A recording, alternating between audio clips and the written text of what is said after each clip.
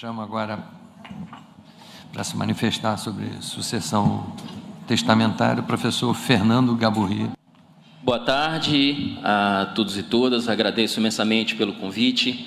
Inicio fazendo uma rápida e breve autodescrição. Sou uma pessoa de pele morena clara, cabelos negros, olhos castanhos, visto um paletó em cor marrom, com uma camisa bege e uma gravata em tonalidade bordeaux.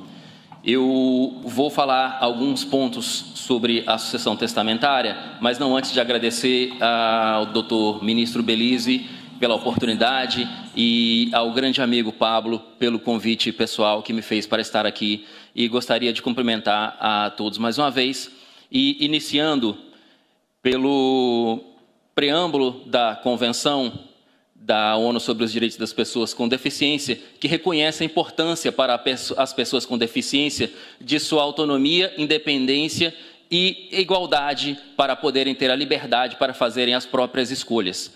A linha O diz que as pessoas com deficiência devem ter oportunidade de participar ativamente das decisões relativas a programas e políticas, inclusive que lhes dizem respeito. Trata-se da frase "tudo sobre nós, conosco". E, com base nisso, com os princípios da autonomia, da independência e da igualdade, que nós vamos falar agora sobre alguns tópicos do Código Civil que nós achamos que mereceriam a atenção dos senhores e das senhoras. O primeiro deles, embora seja sobre sucessão legítima e já foi inclusive abordado pela professora Luciana, é o artigo 1831, que nós recebemos dos grupos que participamos uma sugestão, uma solicitação de que fosse proposta uma sugestão de inclusão de um parágrafo único no artigo 1831, justamente para estender o direito real de habitação na seguinte maneira: na falta do pai ou da mãe, o benefício previsto no caput se estenderá ao filho com deficiência, dependentemente econômico do de cujos na época da morte. A proposta retoma a redação do parágrafo 3º do artigo 1611 do Código Civil de 1916, dispositivo esse que foi acrescentado pela Lei 10.050 de 2000. E trata-se de uma proteção da pessoa com deficiência ligada à sua vulnerabilidade social e barreiras relativas à sua inclusão social, sem qualquer interferência com a capacidade civil. Reconhecemos a dificuldade que as pessoas com deficiência têm para a sua inserção no mercado de trabalho, e muitas vezes esse direito real de habitação lhe seria justo que fosse mantido como estava ao final da vigência do Código de 1916. O nosso próximo texto, referente ao artigo 1860, cuja redação atual diz que, além dos incapazes, não podem testar os que, no ato de fazê-lo, não tiverem o pleno discernimento. Parágrafo único, podem testar os maiores de 16 anos. Aqui nós sugerimos uma redação, justamente porque a Lei Brasileira de Inclusão e a LBI e a CDPD trouxe a substituição do critério do discernimento pelo da expressão da vontade em matéria de incapacidades. E a nossa sugestão seria: não podem testar aqueles que não conseguem, por qualquer meio, expressar a sua vontade. Essa seria a sugestão do caput. E o parágrafo 1º seria: pode testar os maiores de 16 anos, que seria o que já está no parágrafo único, e acrescentaríamos um parágrafo 2º: o testamento pode ser outorgado mediante apoio para a tomada de decisões.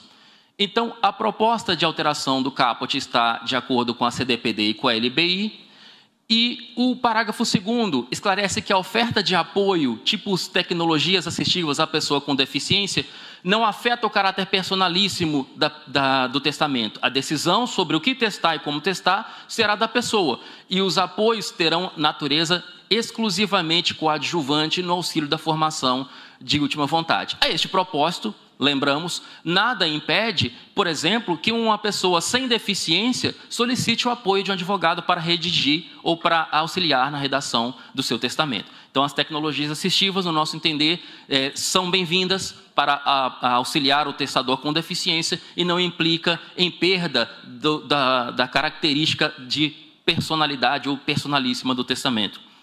O nosso próximo texto, nós sugeriríamos a criação de um artigo 1860-A, justamente para demonstrar que as tecnologias assistivas aumentam a autonomia e a independência da pessoa com deficiência, a redação seria a seguinte: na elaboração de seu testamento, a pessoa com deficiência, se assim entender necessário, será assegurada a utilização de tecnologia assistiva de sua escolha para manifestar a sua última vontade. O dispositivo, então, acrescentado corrobora a ideia de que a disponibilização de tecnologia assistiva não interfere no caráter personalíssimo da manifestação de última vontade. Ademais, coaduna-se com a nova tendência de utilização de meios tecnológicos como audiovisuais e arquivos eletrônicos com imposição de assinatura eletrônica como formas de realização de testamento. O próximo slide seria o artigo 1866, que diz: redação atual. O indivíduo inteiramente surdo, sabendo ler, lerá o seu testamento e, se não souber, designará quem leia em seu lugar presentes as testemunhas. A nossa ideia é tirar o inteiramente surdo, porque não existe graus de surdez, existe graus de deficiência auditiva. 1866. A pessoa surda, sabendo ler, lerá o seu testamento e, se não souber, designará quem leia em seu lugar presentes as testemunhas. Parágrafo único. Permite-se o testamento gravado em sistema digital de som e imagem, podendo ser utilizada a libras, deixando claro que o caput substitui indivíduo, que é um termo, ao nosso ver, ultrapassado, por uma expressão que se coaduna com a LBI e com a Convenção da ONU, que seria a pessoa surda. O advérbio de intensidade é inadequada, pois não pode se falar de pessoa inteiramente surda ou pessoa meio surda. O parágrafo único permite a utilização de tecnologia assistiva, como o recurso audiovisual e a libras, deixando em aberto outras possibilidades, assim prestigiando o princípio da operabilidade e o sistema de cláusulas abertas do Código Civil. O próximo slide. Artigo 1867 diz: ao cego só se permite o testamento público, que lhe será lido em voz alta 2 vezes, uma pelo tabelião, seu substituto legal, e a outra por uma das testemunhas designadas pelo testador, fazendo-se tudo circunstanciada menção no testamento. A nossa ideia é, primeiro, não restringir ao cego apenas o testamento público. Nós vamos falar no próximo slide sobre o cerrado, mas agora a redação seria a seguinte: a pessoa cega poderá testar pela forma pública em testamento que será lida em voz alta por 2 vezes pelas testemunhas ou por uma vez pelo tabelião ou seu substituto. A ideia da alteração é não restringir a capacidade testamentária ativa da pessoa cega apenas ao testamento público, como está hoje. Na sequência, será abordada no próximo slide a proposta de alteração do testamento cerrado, mas parece, por enquanto aqui, a necessidade de dupla leitura do testamento para a pessoa cega, porque o tabelião poderá ler uma vez só e, por gozar de fé pública, não haveria nenhum problema nisso. Ademais, cabe à pessoa cega, sem entender necessário, solicitar nova leitura da cédula quantas vezes entender necessária e adequada, até que se sinta em condições de finalizar o ato. Próximo. Artigo 1873-A, uma proposta de inclusão de um dispositivo no Código Civil. Ao cego é dado fazer testamento cerrado por escrita braille, meio digital assinado ou outro meio idôneo, que será entregue ao tabelião na presença de 2 testemunhas, sob a declaração de que aquele é o seu testamento, cuja aprovação lhe pede.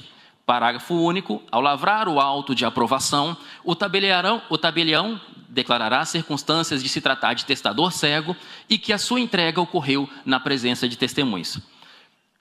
O dispositivo proposto autoriza a pessoa cega a testar na forma cerrada.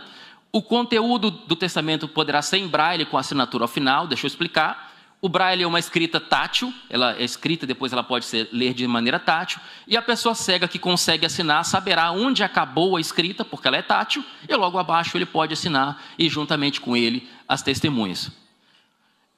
Ou também utilizar a escrita digital, assinada digitalmente, como, por exemplo, qualquer pessoa cega que trabalha no PJE, faz o seu arrazoado em PDF, assina com um token, o certificado digital, que pode ser o físico ou pode ser o virtual, como o do gov.br, e também teria a sua assinatura autenticada, ou então outro meio idôneo, sempre preservando o sistema de cláusulas gerais.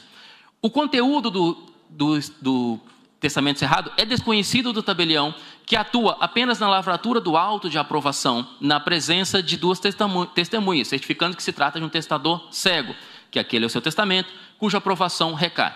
O fato de estar em braille não prejudica a posterior análise judicial da validade do testamento, podendo o juiz valer-se de transcritor juramentado para fazer a transcrição do testamento.